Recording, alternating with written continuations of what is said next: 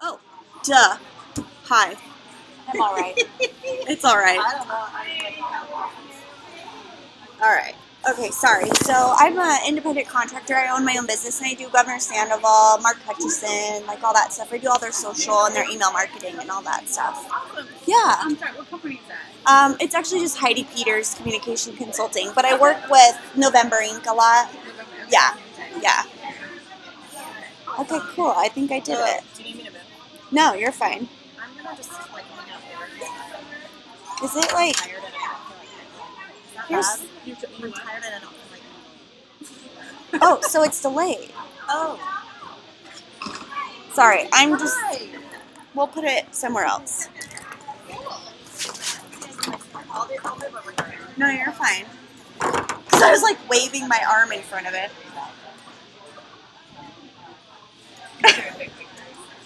Sorry, it just replayed when you're like, Hello.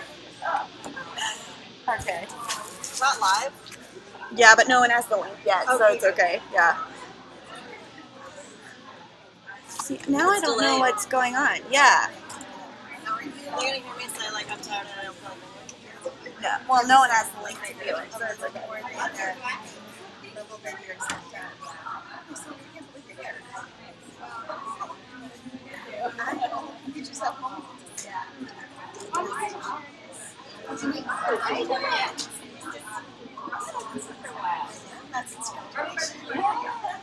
I'm used to seeing her in person, so I am.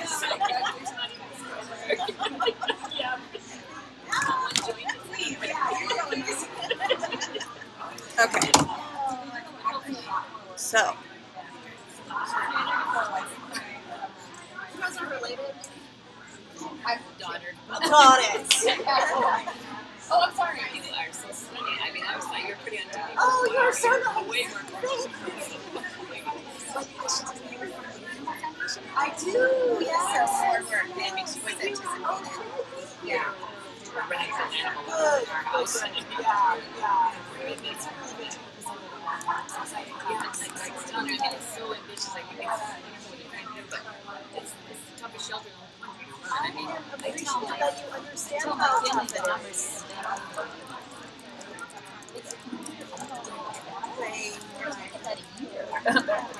You know, the intake is down. It's about 100 now. So it's better, but it's still, and it's mostly alcohol, so it's really difficult because I'm starting off with this. So we have a lot of work to do. So We have to do hundreds and hundreds of people who offer up to sponsor. yeah, I'm serious. I'm all about that because I'm scared. Stuff like that. Yeah. Right. I've had very good days. I am too. It is, and it's a tough. I really don't even need that. Getting people on board again because there's a lot of misinformation about what goes on. So really doing some sort of a dent in that piece. And I've been seeing a lot of it's good. Great. Yeah. Just being a little bit more expensive, just more willing to share numbers, as difficult as these numbers are. Sorry, I'm like, it's important. Yeah. Space. Hi, ladies. Susan Brooks. Hi. Hi, nice to see you. The moderator. Okay, great. Nice to meet you. Thank you. Yeah, I can. Yep. Okay, no thanks. I need to know more pants. You never know. I'll take care of it. Thanks. Right, I did not know. I'm very impressed. No, we came from DC on Friday, or I came from DC, and so I'm like, okay. So I have to bring, I've got a wardrobe in DC, a wardrobe in Rome, and it's like, what? Oh no, it's logistics. It's logistics. So, and honestly, often we don't know what kind of environment we're going to be in. So, just, hopefully. Well, these are not comfortable, but because it was so hot here when I was looking, I don't know where these things never. But I wore these out last night. So these are flats. That's all I brought, or sandals.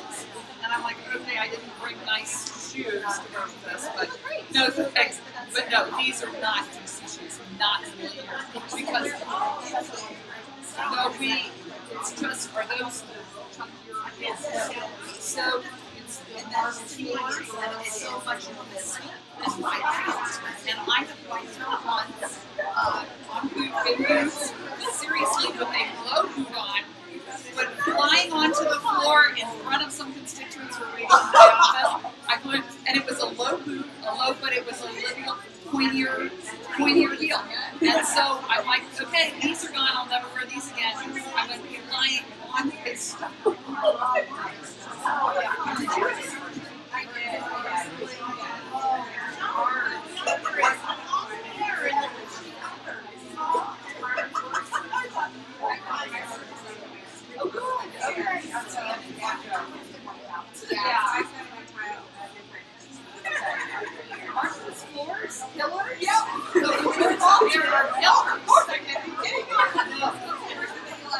Most people actually do wipe out at least once out there because you're walking so fast and not paying attention. And yeah, we're always in a hurry. And so that's why wearing, I've gone to really chunky heels. I still like them to fit. And so the thicker and the bigger and wider, the better for me. Yeah, so, and what do you do here? Okay, excellent. Okay, very, very good. And what do you do? I know what you wear. Yeah. How about you? Okay. You work for MIT. Where's that? What do you do for MIT? Mary? Yeah. Okay. Okay, yeah.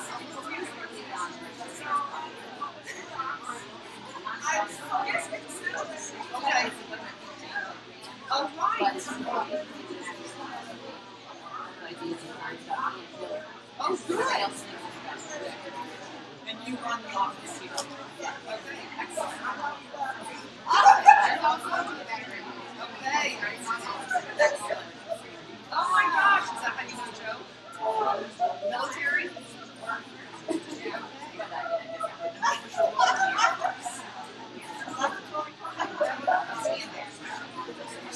Really? Oh my gosh, we need your insight. I'm nervous. I'm really nervous. I know. I think it's really dangerous, and I've read 3 months. I'm very nervous. Yet, and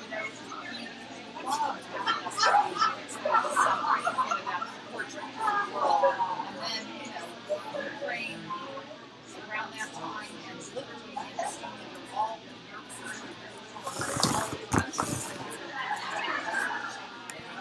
all really, and it's not, Spain is only at 25 years. I traveled in the summer.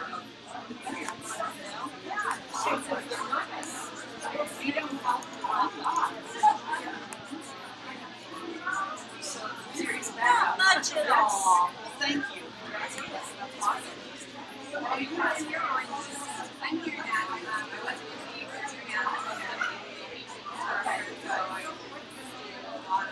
writing. Yes. That's writing. That's pretty much right. That's right.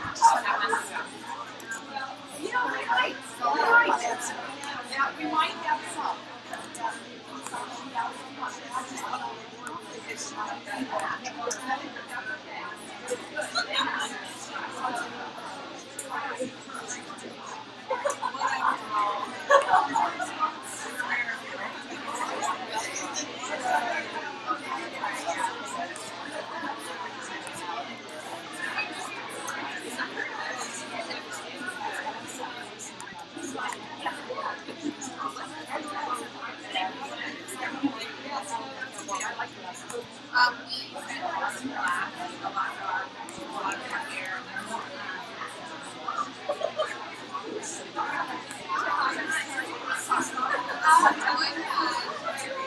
We're just about ready to start. Looking forward to the event, so here we go. Just for a moment.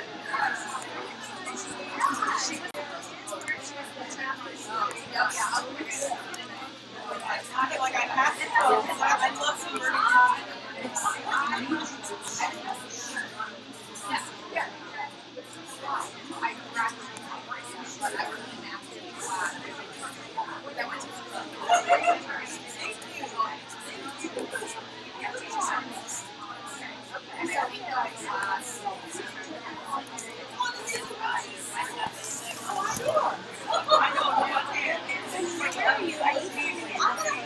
stand off to the side over there. Okay. I'm not going to stand on this table. Oh, really? Okay. Can I just do that? And Nina's No, I'm good. Yeah. By my device. Here with my phone.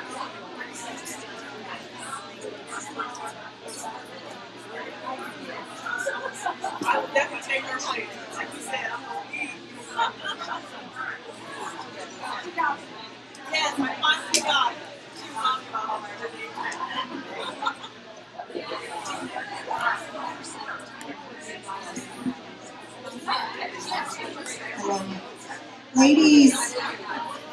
Ladies and some gentlemen, if you guys would like to start taking your seats and we can get our program started.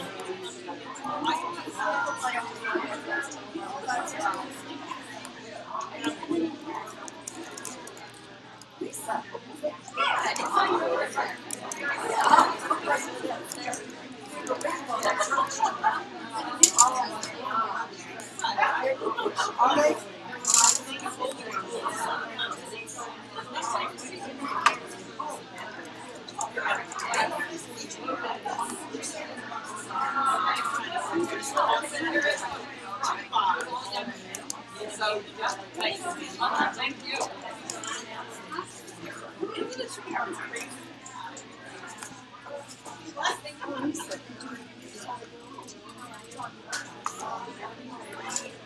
Okay. You do. You look I beautiful. take it up, just do what we can. That's Although, right. of course, it's a stool and I wore a skirt. Of course.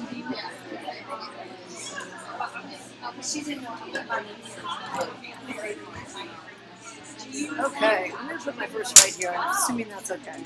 Is it in Nevada okay? Outstanding. Good. We'll get it in Nevada.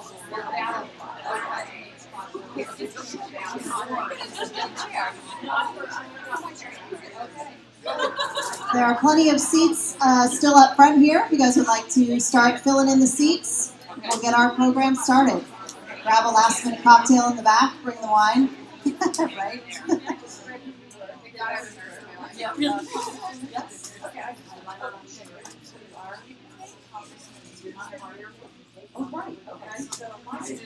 Kristen's in my okay.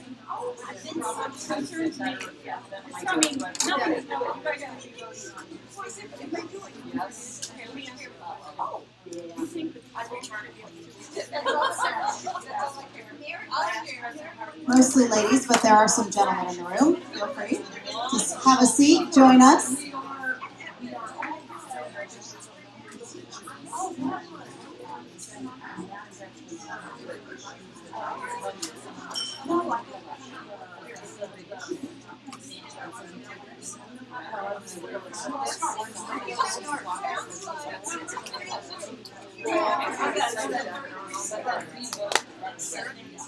Right. I mean, because I live in some years very active, and he doesn't seem to want to listen to us. I don't know. This is my right. Some familiar faces in the room. It's great to see everybody. Hi. I see a couple last minute folks getting cocktails back there. We can't fault them for that. Right? So we'll give them a couple seconds and then we'll get going. I'd like to welcome you all to the Women to Women Conversations Tour. It's great that you all came out on a Sunday. I know it's a stormy night in Vegas, so we all were going to stay home, right? Because we want to bundle up and it's scary out there. I'm driving. My name is Nina Raditich. It's a pleasure to be here with you. I get to do some of my political stuff now that I'm not in TV news anymore, and so this is a really fun thing for me to do. So I appreciate you all having me here. I'd like to introduce our esteemed guests, our esteemed panel. Thank you all for being here tonight, starting with Sarah Chamberlain. She is of the Main Street Advocacy and Main Street Partnership, as well as Congresswoman Susan Brooks of Indiana and Congresswoman Mimi Walters of California. to introduce all of them. This is going to be kind of a laid-back evening. I have a list of questions that many of you have submitted, so I will be posing those to our panel tonight. But we're going to start with Mrs. Lisa Heck. She is here tonight. Congressman Joe Heck is on reserve duty, but we're going to start. Mrs. Heck is going to give us a few words.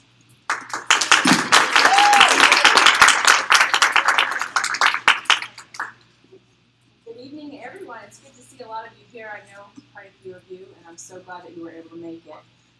It's a great event, an important event, and I think that you'll walk away pleased, in all honesty.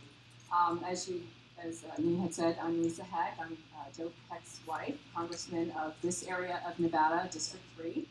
And Joe is actually on military duty this weekend, so he cannot be with us, but he said to say welcome. Thank you so much for coming and for your interest, and hopefully sometime soon you'll be able to, we'll be able to get together, and I know the campaign's kicking off, and we'll be able to start working on that as well. A lot of you have asked me that, so I want to thank Sarah for coming, being part of the panel, and Susan and Mimi for coming and taking the time to be here. And we're so pleased that Main Street has chosen Las Vegas to do this Women to Women event, conversation tour.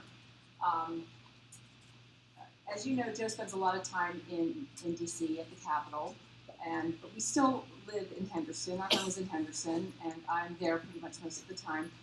We feel it's important to get out of DC, to listen to the citizens, constituents that make up our democracy, and to get ideas, and for you to give ideas and to bring ideas, and for Joe to bring ideas back to DC. It's important that the constituents and the citizens are heard, and this is a fabulous way for that to happen. I hope that you walk away with something that you consider valuable, that you can use, and I'm not talking about slot machines. I'm talking about good information that gets you excited and revved up. So let's let the conversations begin. Thank you again for coming.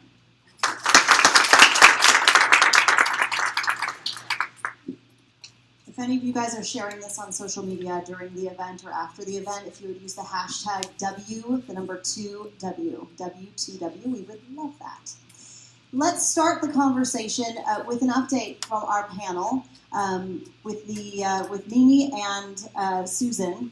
And I've been told it's very strange for me to refer to you as Mimi and Susan. And I know we want this to be very casual, but as a journalist, I mean, that's something I would say Congresswoman Walters or Congresswoman Brooks. So it's very, very unique that we are going to refer to these ladies in the first person here. So let's start with you, Susan, and tell us what's going on in DC right now. Just kind of give us a behind the scenes look, because we know there's a lot going on right now. Great to be here, and thank you, Nina, for kind introduction. And it is great to be here in Las Vegas. It's only my second time here, and it's been a beautiful weekend. We left a lot of rain being dumped on Washington, D.C. as we left on Friday for the weekend, came here for a conference, and so now here we are this evening. As most of you probably are aware, we have a significant event coming up this week in that we have leadership elections. Right now scheduled for October 8th, and it's very important that the Speaker has announced his retirement and his resignation as Speaker, and he's leaving at the end of October. And I must say that as someone, I'm a second-term member of Congress. I'm from Indiana, neighboring state of Ohio. I would just want to thank Speaker Boehner for his 25 years of service to our country. When he shared with us that he was leaving, he actually had been planning on leaving earlier. It was never his intention to serve as Speaker this long. It was his intention to serve as Speaker for 2 sessions. But when Eric Cantor was defeated in Virginia, he felt that it was important to provide stability to our conference and to provide stability to the party, so he stayed on as Speaker. But under his leadership, we actually have, this past year, earlier in the year, we had one of the first Medicare reforms that we've had in years and years take place through something that was called the Doc Fix. We have actually one of the lowest deficits, and I know it doesn't feel like that, and it's not something that many people talk about, but we have one of the lowest deficits we've had in years and years. And he has worked very hard to pull our large conference together, and I want to say large conference because of his leadership, in part, and the unhappiness in the country with the current administration. We have the largest House majority we have had since the Hoover days, since 1928. We have 247 Republicans. 247 Republicans in the House. And we have 54 Republicans in the Senate. And while that is a wonderful number, and we pushed hard to try to make sure that we had both the House and the Senate, quite frankly, it's not enough in the Senate when you have divided government. Because we don't have the White House, we don't have enough in the Senate to get done the important changes and to move the country in the direction we think, and we think the majority of Americans want to move the country. And so it's been a very, very tough road in Washington to try to gather the 247 of us, as well as the Senate moving in a direction which I think will, and I don't want to go too long because I want you to hear from Mimi, but I think right now we have national security concerns that people are very concerned about. I think people are very concerned about their retirements. I think people are very concerned still about economic security. And these are things that we in the United States House have been very focused on behalf of all Americans, not just Republicans. We think about Democrats and independents and Republicans. When you control a House and the Senate, we got to think of the whole country and what kind of solutions we can move forward for the country. So I'm very proud and I'm very pleased that I was able for the last couple of years to serve with the Speaker, and now it's time for the next leaders to step up and to lead our country forward, and in a week or so, we'll know who those leaders are. So, and it's an exciting time to be there. Mimi. So I'm what you call a newbie. I was just elected in November, so this is all very new for me. I got sworn in January, and it's been just a fascinating 9 months that I've had, and something that I don't think the public really understands, and I know there's this level of frustration out there, but we've actually passed over 200 pieces of legislation in the first 9 months of this year in the U.S. House of Representatives. And as Susan was saying, the problem we have is it takes 60 votes to get a piece of legislation out of the Senate. Even though Republicans have 54 votes, we have to rely on 6 votes from the Democrats. And so there's negotiations that have to go on in order for a piece of legislation to be taken up in the Senate. And Mitch McConnell has a very difficult job at that. Of those over 200 pieces of legislation that have passed, we've had actually 33 pieces of legislation get to the Senate, pass out of the Senate as well, and get to the president's desk. And he has signed 29 pieces of legislation this year so far. That's more than people realize. It's more than the average. So we have been actually extremely busy. As far as this week, it's going to be very interesting to see what happens in our leadership. Kevin McCarthy is somebody who's the front runner for Speaker, and I served with Kevin in the California State Legislature. He was actually my leader in the Assembly, so I know Kevin extremely well. And I think that Kevin will probably get the speakership on Thursday when we vote as a conference. It will first go to the conference, and then it will go to the floor. We will vote on the floor probably October 29th. But Kevin is somebody I think that will unite everybody. He's a person that is very bright. He's got a lot of experience, and he has that personality of wanting to make sure that everybody's included. I'm very excited for the changes. Speaker Boehner, as Susan said, he has just had a tremendous job. He had a tremendous job to deal with 247 different personalities. You know, you don't go into politics unless you have a really big ego. And so he had to deal with it. And he's done a terrific job for this country, and I think history will judge him very well. But it's going to be an exciting week for us. We have a lot on our plate for the rest of this year, and I just am so grateful to be a part of it. We're definitely going to delve into some issues tonight, and pardon my sitting down, but I'm in heels, and I just thought I would sit down. Don't I wear flats all the time now. So let's start by kind of getting to know you ladies a little bit more. I think some of those questions that were submitted had to do with kind of getting to know you guys and some of the challenges that we face together as women. Sarah, I'll start with you. How did you become involved with the founding of Main Street with members of Congress? So I'm actually a CPA, and I knew nothing about politics. Actually, hated politics. Hated all the members. So I love these women today. And the only Fortune 500 CEO to ever serve in Congress, by the name of Emma Houghton, Corning Incorporated. So if you have Corning dishes at home, that's his family. He founded Main Street, and he thought a woman.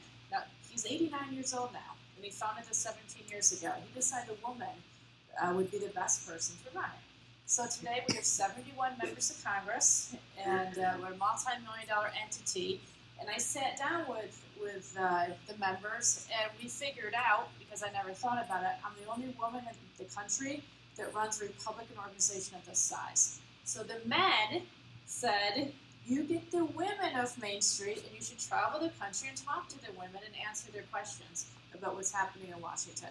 Hence, here we are, Joe, or Congressman Heck, sorry about that, suggested we come. We were coming anyway, so it's like, well, it'd be great. We'd love to meet the women who live here. Hence, here we are this evening. So thank you all for coming. We're glad you came to Vegas. We're glad you came to Vegas and got to experience a little of hospitality. I deposited $25 here so far. Tell us how the big shot was on the stratosphere, Sarah. Okay, so we had a group of members of Congress in town for a policy discussion, and one of them decided he would recruit all of us to go on that with Big Shot. Yeah. Oh my God! He tried to kill us. We got the pictures, honestly, and we were all absolutely sober. Which you ladies didn't go. You two were smarter than I chose to go to David Copperfield. Loved Smarter. Starting with you, Mimi, why did you decide to run for public office, and what conflicts did you have to overcome to get where you are? My story goes back to my days when I was in high school. I was new to a school. I didn't know anybody. I was a sophomore, and I wanted to make friends. So I got involved in student government, and that was really my first entree into public service. I enjoyed myself so much my sophomore year at school that I ran for junior class president, and the only way I won was because nobody ran against me. So I got to be junior class president, and then decided, I'm going to run for senior class president. And I ran against a really super popular boy, and I thought, there's no way I'm going to win this, but I won. And then I had an opportunity when I went to UCLA to intern on Capitol Hill. I absolutely loved the experience that I had, and I knew someday I wanted to run for office, but I had goals that I set for myself first. I wanted to get a job when I was out of college because I had to, and I wanted to see what it was like to work in the private sector. I wanted to get married. I wanted to have a family, and once I sort of checked everything off my list, I had an opportunity to run for city council. And one of the fun things for me today is Gay McDonald is here, and I've known Gay for like 15 years. She was with me when I was first running, and I haven't seen her in about 12 years because I didn't realize she was here in Vegas. So it's great to be back. But Gay was with me when I did my first run for city council. And I was pregnant with my fourth child at the time, and I was talking with some ladies earlier about it was hard as a Republican woman. Now, it's a nonpartisan race, but the toughest part for me was having small kids when I ran. And I was severely criticized. And I wasn't criticized by the men, but I was criticized by the women, that I needed to stay home with my kids. Now, we're talking part-time city council. There really was not much work that you had to do, but it was an opportunity for me to stay involved in my community. I stayed home with my kids while I did it. And I was very surprised the criticism that I got from the women. Now, when I ran my first time, I lost, but I ended up getting appointed to the city council and served 8 years, and then went on to the state assembly and then to the state senate, and now ultimately to Congress. It was a very long time. It took me 18 years to get to Congress, but it was really from my early experiences that I figured, you know what, women, we've got to start supporting each other. We have to support each other. But we have to make sure that we're there to help, and we need to lift everybody up. There's this competition among women, and sometimes we're our own worst enemies because every woman wants to be the first. Well, we've got to knock it off. And that's part of the reason that I'm so happy to be a part of this Women to Women tour, because I want to be able to get that message out there, and hopefully women, we will stick together, because when we stick together, we accomplish great things. Yes. Same question to you, Susan. Why did you decide to run, and what conflicts did you have to overcome? Actually, the first office that I ran for was for the United States House of Representatives. I had never run for office before, except for, you've reminded me, except for in high school when I was on the student council. But other than that, I had been in the private sector for a number of years. I'm an attorney, been an attorney for 30 years. But my first time I jumped into public service was, quite frankly, when the mayor of Indianapolis in the late 1990s asked me to join him in City Hall as a deputy mayor focused on crime issues. And I had an expertise in crime issues. I had been a criminal defense attorney for 13 years. And so I had to make a very big decision fairly quickly whether or not to leave a pretty lucrative practice that I had built up. There weren't many female criminal defense attorneys in town, and go to City Hall and help him work on our city's homicide rate, which was the highest it had been ever. And I encourage any of you, if you ever get that opportunity or create that opportunity to go into public service, it was a life changer for me. I loved helping him run the city of Indianapolis because there were 2 deputy mayors, there were a number of other high-level agency heads, but I got to learn what it was like to run a large city. And I was hooked, quite frankly. I loved it. He didn't run for mayor again, and unfortunately, the female who was running, Sue Ann Gilroy, a fabulous woman, did not win that year. And so I then stepped back into the private sector. Then I became the United States Attorney. I was the U.S. Attorney during the Bush administration. With your current U.S. Attorney, I think, is Dan Bogdan still your U.S. Attorney? We were U.S. attorneys together in the Bush administration. And so we came into office 1 month after 9/11, when the world changed. And I then served in that presidentially appointed role for 6 years, loved it as well. But when you go into those appointed roles, presidentially appointed, when elections happen, you may be asked to move on. And so while I was not, I ended up leaving to be general counsel for our state's community college system.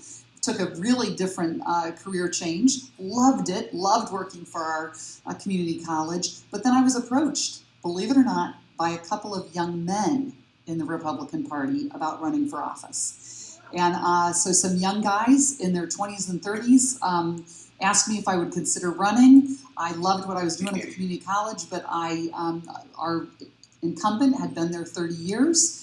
And the district lines had changed, and quite frankly, I felt that was long enough for someone to have served in the House. The House is supposed to have more turnover. It's supposed to be more of the will of the people. Senators supposed to have longer terms, and be there longer, be a slower body. The House is supposed to have a bit more churn, and I was very frustrated with what was going on in the House. So I jumped in and ran in a 7-way primary, and let me just tell you, if you think it'll make a difference, I won by 1%. Wow. Okay? 1,010 votes. 1,010 votes out of 100,000 cast. And as I shared earlier with Karen, I believe it was the women, because we hadn't had a Republican woman in 50 years in Congress. Okay? We'd only ever had one in the state of Indiana. Curious how many Nevada's had. I didn't look that up before, but we had one in the state of Indiana. She served from 49 to 59. Okay, now she, I'm sure, never dreamed that we wouldn't have another one. 2 of us now represent the state of Indiana out of 9 districts. And I won by 1,010 votes. I think probably the women helped get me across, and young people, because my son was a senior in high school, and he had 18-year-olds all across the city, fired up through social media, and he and my daughter, who was 21 at the time, they lit young people on fire. And so at the polling places, I had all these young people passing out literature and really excited about my race. And I really believe it was young people and women. And I could tell when women came out of the polling booths and, you know, I would be standing, you know, out in the area thanking them for coming in to vote. I cannot tell you how many women gave me a thumbs up. And so that night, I knew I was going to win. Even though it was neck and neck with a former member of Congress, and it was a tough race because I had formidable candidates. The incumbent chose not to run.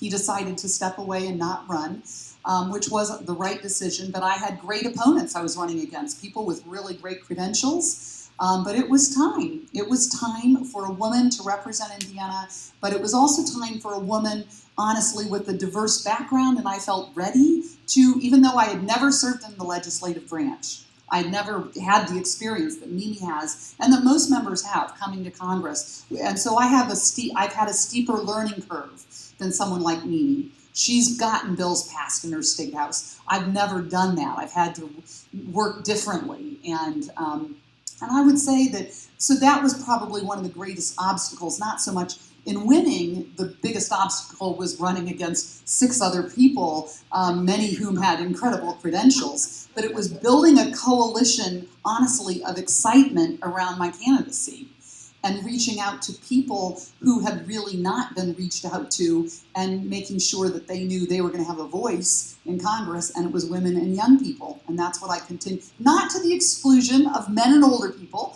Okay, I couldn't have won if I didn't have men and older people voting for me, honestly, because they turn up and vote. And so what we have to make sure is that women and young people also turn out and vote. And so, you know, those were some obstacles that I overcame. Amazing. I love hearing your stories. And you both touched upon this idea of women supporting women and the importance of that. And so I kind of want to piggyback with this next question. Then, Sarah, I have a question for you.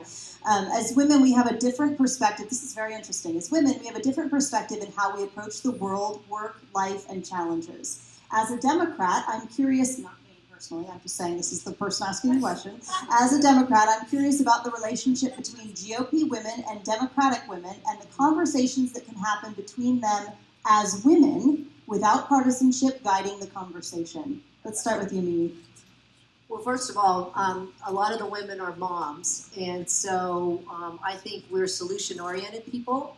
I mean, you think about it, I know with my 4 kids, I was always trying to break up the fights or trying to figure out a way to resolve issues. And I think women by nature want to solve problems. With the Democrat women, we do have very good conversations with them. And there are issues we can agree on. And a lot of it has to do with women's health, like breast cancer. I mean, we have to find common ground with them. Because philosophically, we don't necessarily agree with them on some issues, but there are women's issues that we do. And when we can find that common ground, we can help each other. Now, again, I'm brand new, so I'm still going through this process, and Susan might have examples of times that Democrat women and Republican women have worked together, but we do have a bipartisan women's policy group that meets, and I've gone to a couple of those meetings, and that's just to talk about certain issues where we can come together. And I'm the vice chair of that Women's Policy Caucus. And what it is that a Republican and a Democrat women both lead that conference, and we come together and discuss issues. I'm a vice chair with Lois Frankel from Florida. And so we try to find issues that we believe will unite the women. And one of those that did unite us, and I'll just give you an example, we did work hard together to try to make sure that CHIP, or S-CHIP maybe, the Children's Health Insurance Program in your state, got reauthorized. We were close to not having a reauthorization, and that is a critical program for children of lower income families to make sure that they have health insurance, and that was something that the women came together.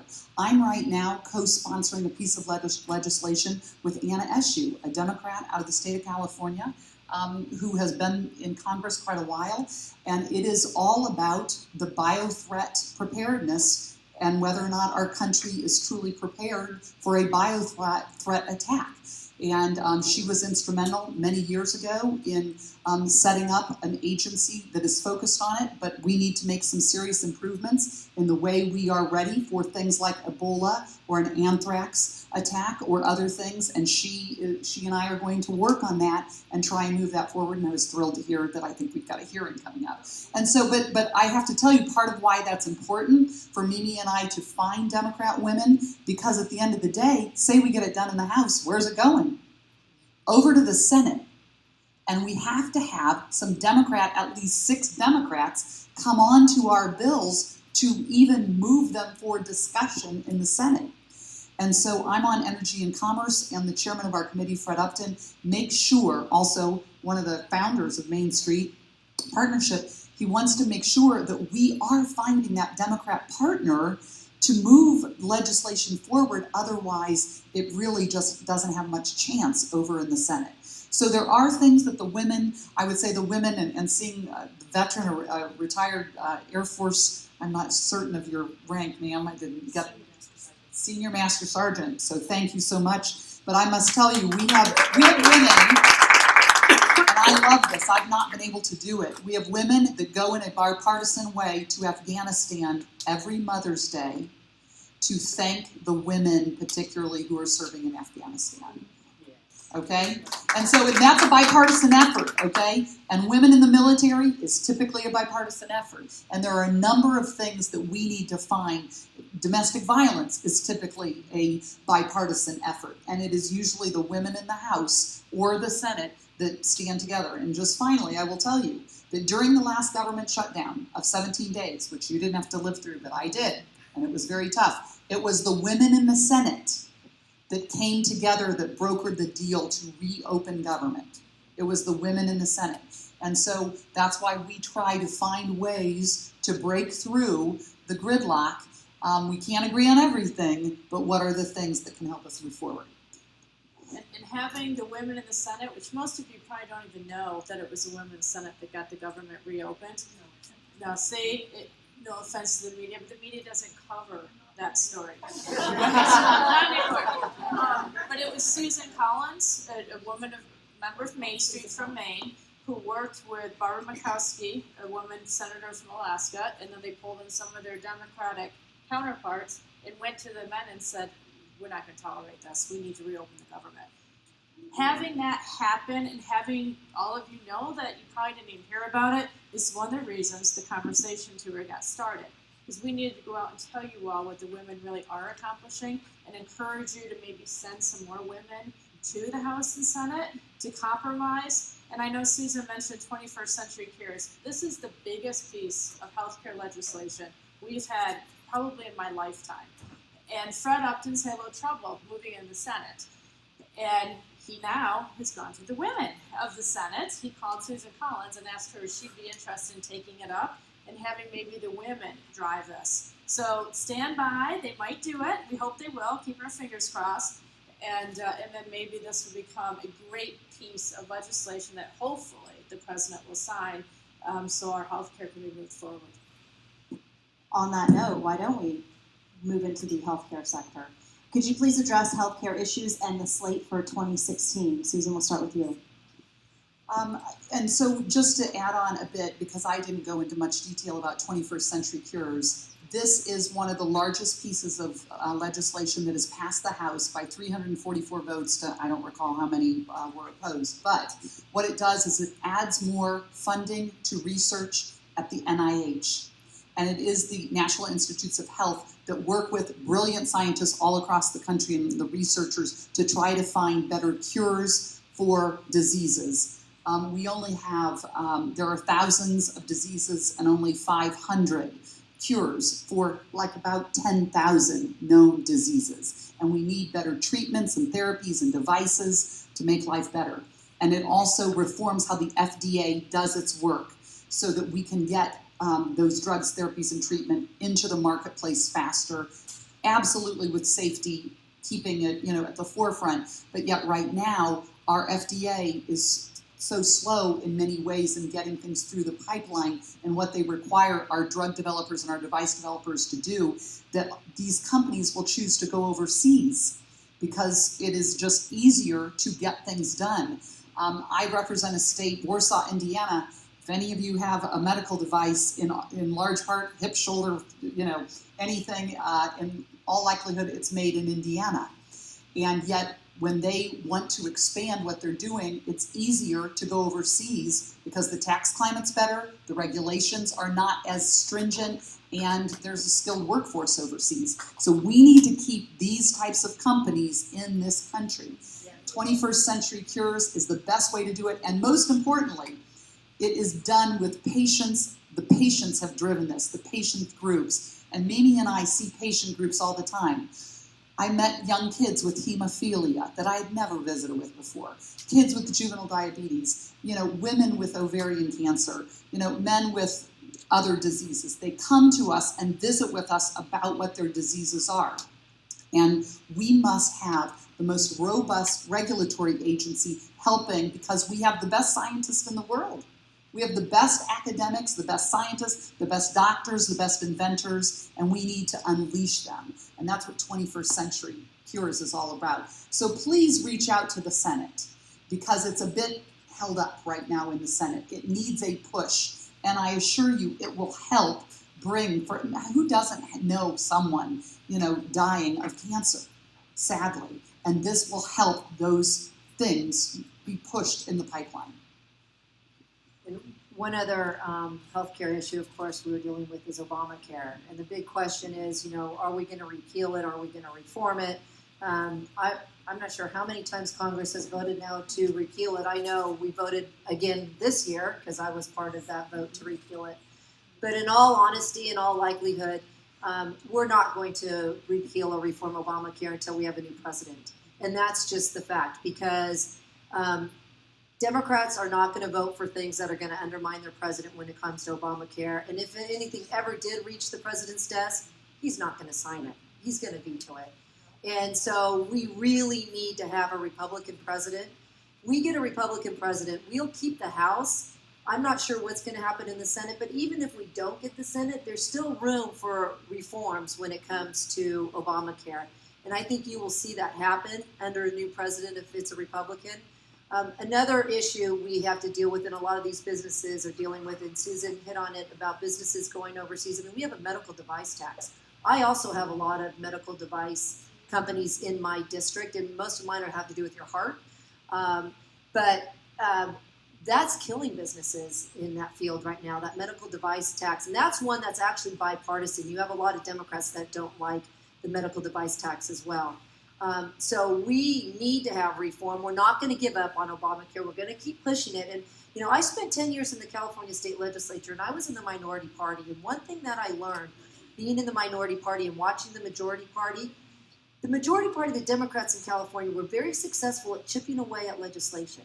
They didn't get comprehensive reform usually. They were very patient about chipping away little by little by little until after 10 years they got their reforms in place. We have to be mindful of that, and there's things we can do to just chip away until we can eventually get to our goal. And so I just, put that out there. You guys probably don't see it because the media doesn't cover it, but we're not going to give up on Obamacare, but the timing just really has to be right for us on it. Yeah, I'd like to go back to 21st Century Cures and really encourage you to send letters to both of your senators here in the state. One of your senators is kind of holding it up. I won't mention which one. but I will tell you, on a very personal note to me, I lost my husband to pancreatic cancer. This is a very important piece of legislation because someday it may save you or a loved one because the breakthroughs that are potentially in this bill are massive. And there are offsets. This is not going to be adding money to the deficit. So please encourage both your senators. Let's talk about something that is top of mind here, especially Las Vegas and Nevada. And we'll start with you, Sarah. How can we better identify the issue of sex trafficking? We actually have a woman who travels on the Wonder Woman tour who's very instrumental in the sex trafficking bill. She's a nurse. Now she's a member of Congress in North Carolina, Renee Almers. And she did a great job working with her fellow colleagues to pass the trafficking bill just a few months ago. Again, it's still held up in the Senate, isn't it? Again, write your senators. But that's been very important. She has seen the women, primarily women, but some men that comes in the hospital, and it's terrible. It's just terrible. And I know that out here in Nevada, there's a huge issue on this.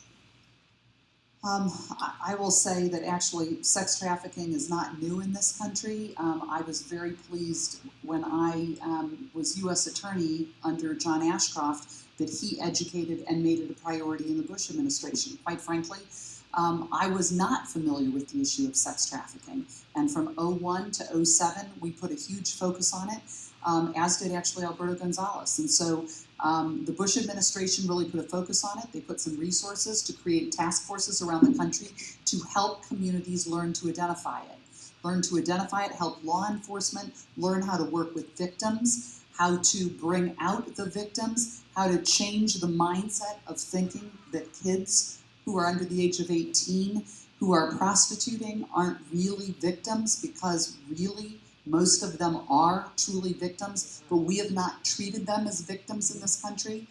And this is an international problem that needs to be dealt with all across the world. And I'm really pleased that we have passed actually there were probably a dozen bills that we do have the enforcement tools. It's not just about enforcing the law. These are some of the toughest cases to prosecute, because quite frankly, many of the victims are concerned about their families. If they're foreign victims, most of them are concerned about their family members being harmed at home, okay, by their traffickers. If they are United States victims, most of them, including young men and young girls, have probably been drugged to the point and have been doped up to the point that they honestly often don't know what they are engaged in. But this is, it's around us. Human modern day slavery is around us. And I would encourage you, if you think there is something happening in your environment, it's kind of like see something, say something. Just call somebody and raise the flag. Because if there are enough flags being raised about a situation, it could be someone in, someone who's being held against their will as a housekeeper in a household. It could be, it could be so many different avenues of trafficking in this country, and it's something we've really got to do more about. I know in Orange County, where I come from in California, our DA is very engaged on this issue. We have a lot of human trafficking. A lot of young girls and boys come in my district, or just outside of my district on the beach, to the hotels there. And our DA has been really working very hard to educate the public to look for signs. And I would imagine that the DA here probably is very engaged in it as well, and that might be a way to get educated, is through your DA. As the 2016 presidential primaries approach, what do you think is the most important, difficult issue facing women voters when deciding who to support? Who wants to start that one? I'll start it. I think first and foremost, women want to make sure that they're secure and that they have a job that they can provide for their families. And I think that women voters will be looking for that candidate that will provide an opportunity for us for a better future, for a better America. When I graduated from college in 1984, getting a job was, of course I had to get one, but I didn't have to fight for it like the kids today. So my kids now, my oldest just graduated a year ago, and I have 3 in college. And by the way, poor family planning, so anybody who's young here, do not have to put your kids all in a row. But my kids, seeing what they're going through in graduating from college and the stress on them about getting a job when they graduate, and seeing these young people who can't find jobs and are coming out of college with so much debt. We need to have a president who is going to say, you know what, we're going to, make sure we create jobs. We're going to make sure that we really give people an opportunity to have a great future in this country, because it is the best country in the world. But that's what we really need. We need a president who's going to give us the confidence that we're going to be secure, not only with jobs, but in our nation as well. And I would build on that and completely agree with what Mimi said. But with respect to security, I think that, and this is not just it's certainly not a women's issue alone, but I do think women worry about it more in many ways than men, and that's national security. And that is something that I have found that women absolutely are worried about, is how do we make sure that ISIS is not in our midst, okay? And young people care about ISIS as well.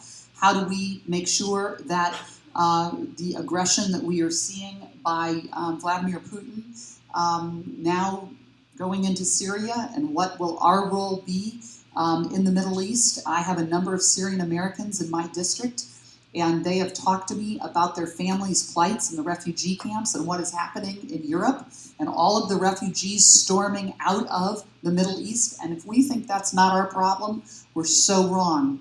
Because if we are not careful and we have the massive refugee crisis in Europe, we do not have a visa situation, because if they are able to get the right documentation, they can come into our country, okay?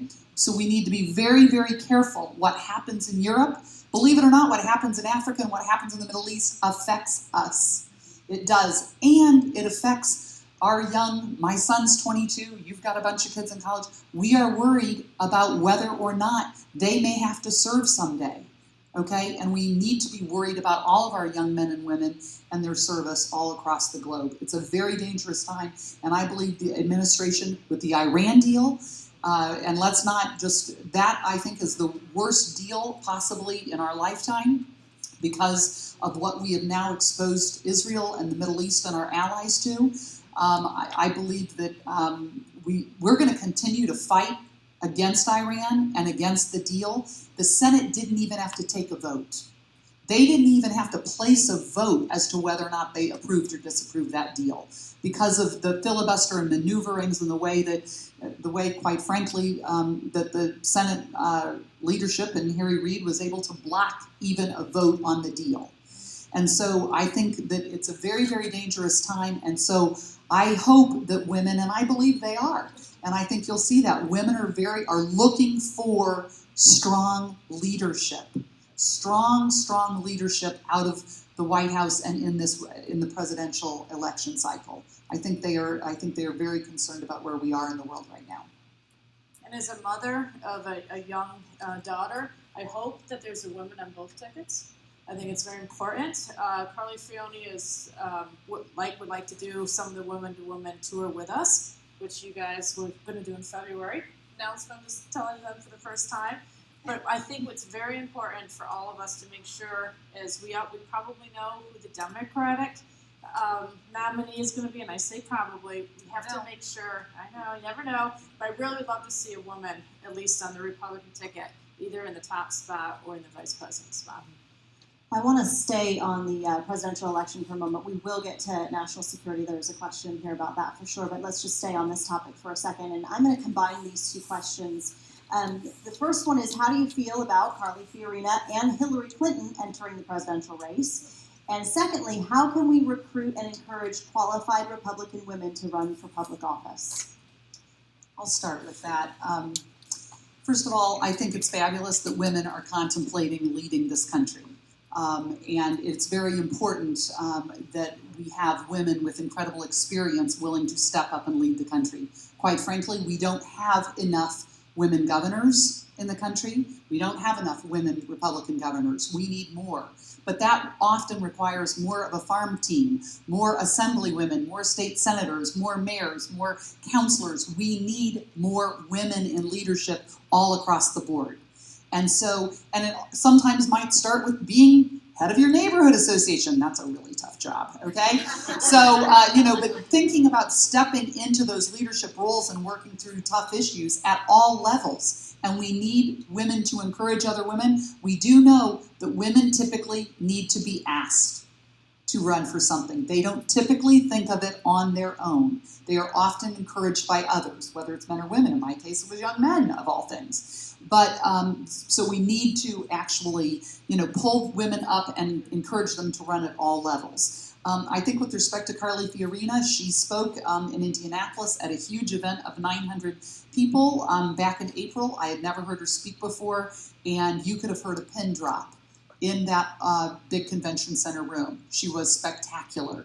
And she also just recently came out to DC and visited with members, and she has an incredible, effective way of communicating, and she has experiences that I think in the private sector and in running for public office, and just her own personal story and what she has gone through as a strong female leader. She, I think, could be an outstanding leader, president or vice president of our country. But it's tough. It's tough to break through. I will tell you that women have a tougher time raising money than men. I'm just going to be honest with you. At all levels. For whatever reason, it is the nature of the beast, at least on the Republican side. I'm not sure on the Democrat side. But we do not support each other as much as men support each other. And so I would just encourage you to just think about that, when you support people. But I think it's wonderful for the country to have women at the top of the ticket. I think it's very important, but we've got to work through this process and making sure that the right woman comes out on top. I think women sometimes don't think they can have it all. They have a career, a family, maybe a wife. They just don't think they can do it all. And I say, absolutely, you can do it all. And for us as members of Congress, I think it's our duty to help mentor women and let them know that, yeah, you can do it. You can do it all. You might not be able to do it all at once, but you can do it all. And as Susan was mentioning, raising the money is probably the single most difficult thing for women to do. A lot of women may work, like in my case, I worked outside the home. I was a stockbroker, so my job as a stockbroker was begging people for money, and you pretty much do that as a member of Congress when you run for office. So my professional life was that. Then after I had several kids, I left my job and I stayed home with my kids. So I was out of the workforce for quite a while before I ran for office. So I didn't have a lot of those same relationships. And a lot of the men, what they'll do is they'll work and then they'll run for office while they're still working. And they have those relationships to go to people and ask them for money. And women might not. And we also can't be afraid to get on the phone and get rejected, because you have to take a lot of rejection when you run for office, and you have to be tough, and you have to say, you know what, I don't really care. If you're going to hang up on me, I'm just going to pick up that phone, I'm going to call somebody else. And we can't get emotional about it. We just have to do it. And I think as more women on the Republican side see more women in office, they'll say, you know what, if they did it, I can do it. And as Susan also mentioned, the farm team, that's really critical. The farm team is very important for us. If we can get women to get their feet wet at a low level, run for a city council, run for a school board, run for a water district, get your feet wet at the local level. Make all your mistakes at the local level. Then you'll become that much better of a candidate the next time around. Well, I have a little different perspective on Carly because I got to know her through, obviously, as I said earlier, we share cancer. It wasn't me, it was my husband. Of course, we all know she had a battle with breast cancer, which she's done very well and survived. But we kind of bonded over that, so I know her more on a personal level. She's really a great woman, and she would really be a huge addition to this country. And I know she's going to get attacked with her HP record, like Barbara Boxer did to her in California. Mm-hmm. But I hope that we really just kind of put that aside and realize the great that she can offer. The other great woman that's out there, there's a few of them, but the governor of South Carolina is spectacular. Nikki Haley is wonderful. She also would be a great addition to any ticket. And then from the funding side, unfortunately, Main Street, we did a whole study on this. A man goes in and pitches a person for money. They get $1,000 and they talk sports, especially if it's another man. They talk football and baseball. The woman goes in. she gets grilled. What do you believe in this? What do you believe in that? If she answers the questions correctly, in this man's opinion, she'll get $500. But that's kind of the situation. So again, I'm sorry to say, though I love the women of Main Street, there's only 11, so I have 60 men. They help me fundraise for our Women's Only PAC that only the money would go to support Republican female candidates out there across the country so we can add more females to the House and to the Senate. Nobody wanted to touch Hillary Clinton? We forget about that. Bipartisan discussion. I just, playing devil's advocate. Okay, I will say one thing about Hillary Clinton. All right, I have one thing about Hillary Clinton. I'm actually from New York State. And when she was running for Senate a long time ago, there's a gentleman by the name of Rick Lazio that debated her, and he got a little bit too into her face. So I know Rick, and I'm like, Rick, really? I could have stopped her then. Good God, now look what the monster you've created. Because he was up, a little known secret is he was up in the polls in New York substantially before that unfortunate incident happened, which now we're stuck with her now. So. Let's move on to national security. Given the increasing threat that ISIS poses to the U.S., what can and should be done to further our security? Sarah, let's start with you. So Susan already talked a great deal about this, but I'll talk again from very personal. My late husband ran the National Security Council for the country, and he did it under both Bush and Obama. He was not political at all, and the only time I'll really say this, because I miss him every day, all the time, but I'm glad he's not here to see this.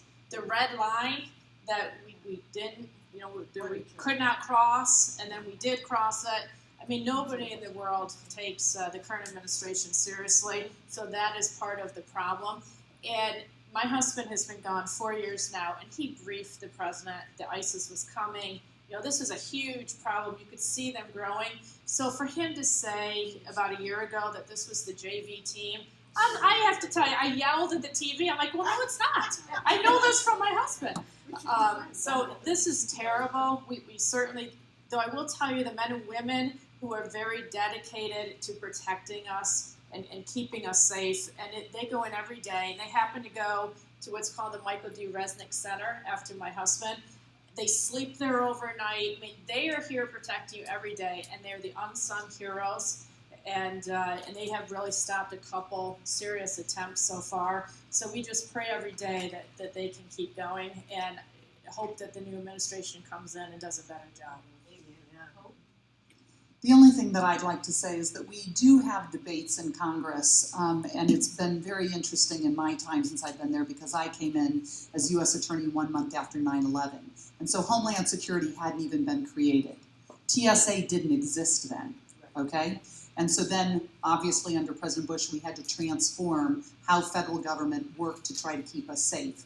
And let's be honest, with the exception of maybe the Boston bombing, we have been safe in this country since 9/11, and it's not an accident. It takes very, very hard work from the men and women in intelligence, and I just learned that you were in intelligence, and for a number of years with the military. It takes military intelligence. It takes our local law enforcement, because let me just tell you, local law enforcement often sees it first. Not maybe always so much the foreign terrorists and others coming in, but they are the ones working with you all that might investigate something that just doesn't seem right in their local community. And so it really does take local, working with state, working with federal, working with national security. But we have this debate about, and what our role is trying to make sure is that we don't infringe on liberties of privacy, okay, but yet we must make sure that we give our law enforcement intelligence agencies the tools they need to keep us safe. And it's getting harder and harder with the technology. And the head of the FBI right now, his name is Jim Comey. And I encourage you to watch him. He was a Bush United States attorney. It was probably one of the best hires that this president has made, because Jim Comey was a Bush U.S. attorney there after 9/11. I worked with him. He's an incredible individual. And he has gone to Congress and has said, because of the technology, it is getting harder and harder for us to track the bad guys. and the bad guys are the foreign terrorists that he's referring to. And it could be that foreign terrorists are communicating with domestic terrorists as well. And so we've got to make sure that we are giving them the appropriate tools, and they don't want to listen to you all or to us and our phone conversations and what we are doing. We are not the ones that they are concerned about. We need to make sure that we are giving them the tools that they need to keep us safe. And I just want to thank them each and every day, because for the most part they do. And believe it or not, I'm one of the few people that thank TSA agents. So thank a TSA agent, and they will be very grateful, because everyone's so unhappy, going through all the precautions that we must go through. But you know what? Without them, I assure you, air travel would not be nearly as safe as it is today. The only thing I would like to add is that, my hope in this next election for president, that the American people are really paying attention to what's going on overseas. One of the biggest challenges we have is, when you have issues, unless you can touch and feel an issue, you don't really pay that close attention to it. And for example, for people in California, like I'm in Southern California, and yeah, we've had a drought for years and years, but you know what? I put the tap on in my house and water comes out. So I might not really think it's that big of an issue compared to a farmer who's in the Central Valley of California who's literally dying. And business is getting destroyed because of the drought. So it's a matter of touching and feeling issues before sometimes people wake up. This presidential election is going to be so important that I really, really hope the American people are paying attention, because we need to have a strong commander-in-chief. We are a joke. A joke. Around the world, absolutely. And we have to change this, because we are the superpower. We are the best country in the world. And we need to make sure that we are well respected. And we're not well respected in the rest of the world right now.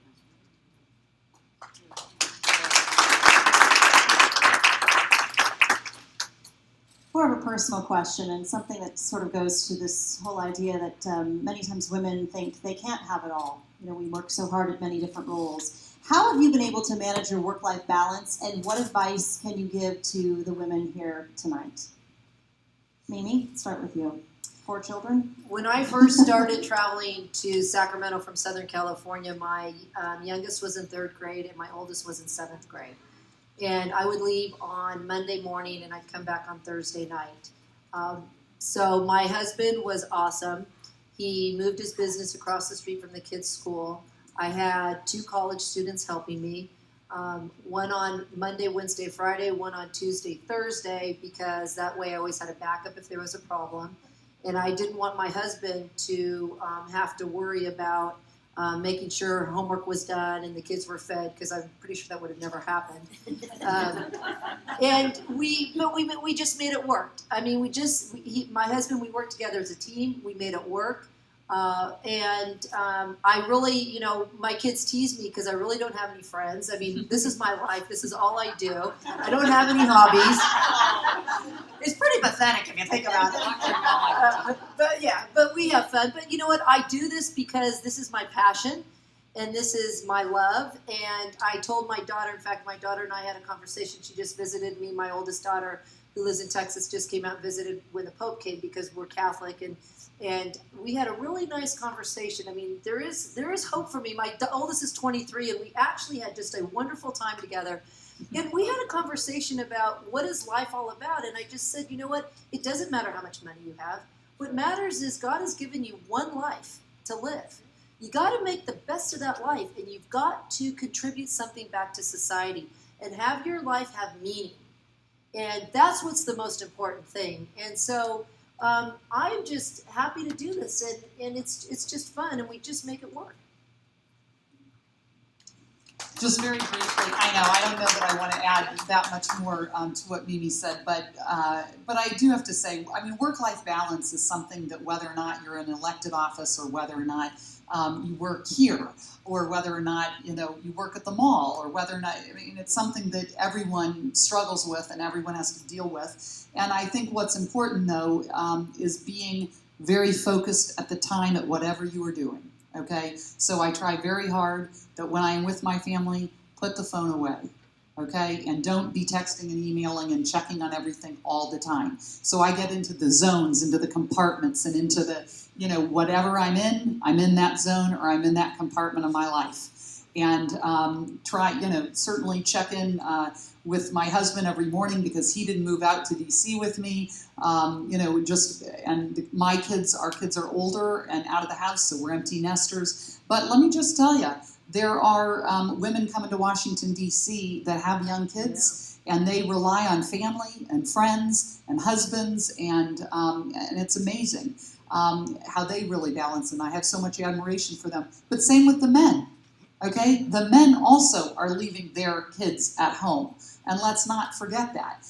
They are traveling to Washington and are missing their kids' soccer or swim meet or musical competition. I mean, and so it is something that you have to really love and want to do this job to serve out in Washington, D.C. I have to admit, I only have an hour and a half commute to get from D.C. home to Indiana, and I get great reading done, and it's wonderful. Actually, I kind of look forward to my plane time. How folks like Mimi, who live on the West Coast and who live this far, I mean, they have to work all of that into their commute as well. And so they, I think, are sacrificing even far more than I am. But I think everyone just has to, juggling is not that much different. We have logistics issues that maybe a lot of people don't have with, whether or not you've got the right clothes for the right events going on and whether or not you've got everything that you need, or did you leave something at home that you were working on that suddenly you needed in DC. I mean, that just happens. And so it just being very focused and being very compartmentalized about what you're focused on at the right time.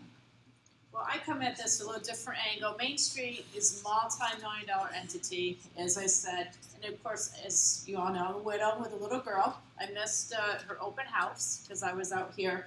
But I explained to her, and we sit down at the kitchen table and we talk about it. And she's like, Mom, I understand what you're doing. You're very dedicated to, and I support that. And fortunately enough, my parents are quite young, on the young side, so they were able to come in and they take care of my daughter when I travel, and she gets spoiled rotten. I don't think she really misses me.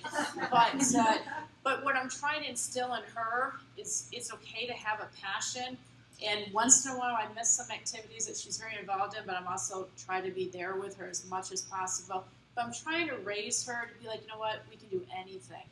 And I think that's important as a little girl to see her mom trying to accomplish that. Really empowering her. Yeah, it's really neat. I wonder if there is such thing as work-life balance anymore. It so bleeds over now with cell phones and the like. Finally tonight, what is one thought or idea you'd like the ladies in our audience to take with them when they leave? And Sarah, we'll start with you. I actually have more than one thought, as you might assume. So on the back of tonight's little brochure is a bunch of things that we please encourage you to do to get involved. We need more women involved in the political process. Main Street, we did all the surveys on this. The more women that are involved, the better, the different type of member of Congress we get. We tend to vote for different types of people. So we need you to vote in the primary, we need you to vote in the general. You've got huge elections coming up out here that might flip one seat from Democrat to Republican. So anything you could do to be engaged in any of that. And as I said, there's a whole list here. And then just to reinforce, we also have lists in the back that you can take with you that would direct you to your precincts if you don't know where those are. The thing that I'd like all of you to think about is, what is your role in the 2016 election cycle beyond voting? And everyone here really does have a role to play. We have to figure out a way to win. We have to figure out a way to win the White House specifically, because leadership at the top will help change the direction of this country. And I think most of you must be concerned about the direction of the country, or you wouldn't have shown up tonight. And so how do we win? We have a deep bench. That's why we have so many candidates right now. Okay? We have too many candidates right now. We all know that. But at the end of the day, we cannot be, and we need to discourage them from shooting at each other, from name calling, from the really negative campaigning that we often see in tough races. Because who will be turned off? The independents that we need to attract. And right now, Charlie Cook of the Cook Report, when I came to Congress in 2013, said only 60% of Americans identify with parties. So say 30% Republicans, 30% Democrats, and the other 40% are in the middle. Now that doesn't mean they're all moderate. They just have chosen not to choose a party.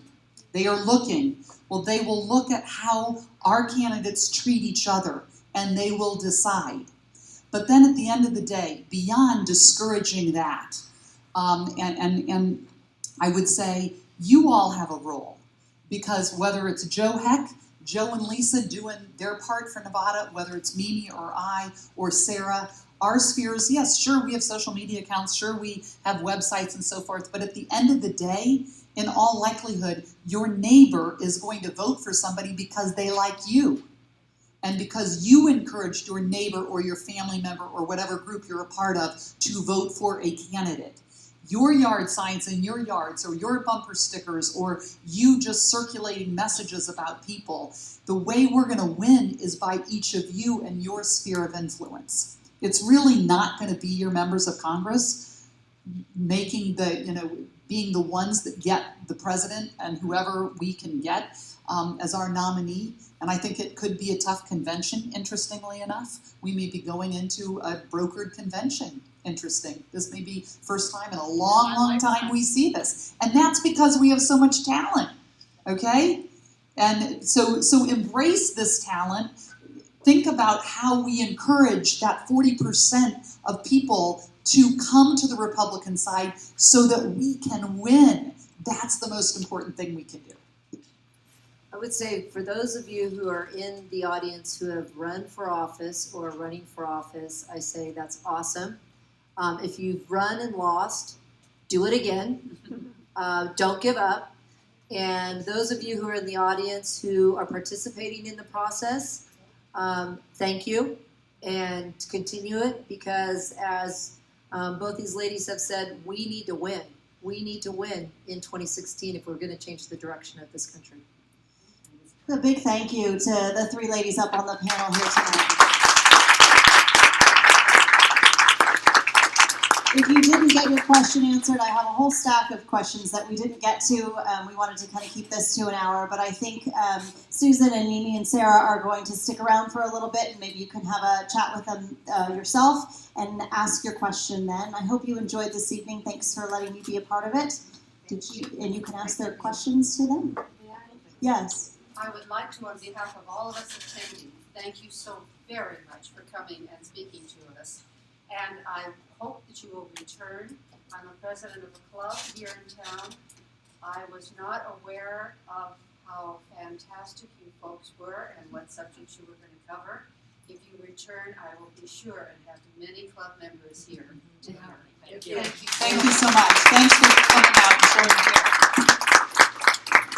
Thank you. Enjoy your evening. Drive safely.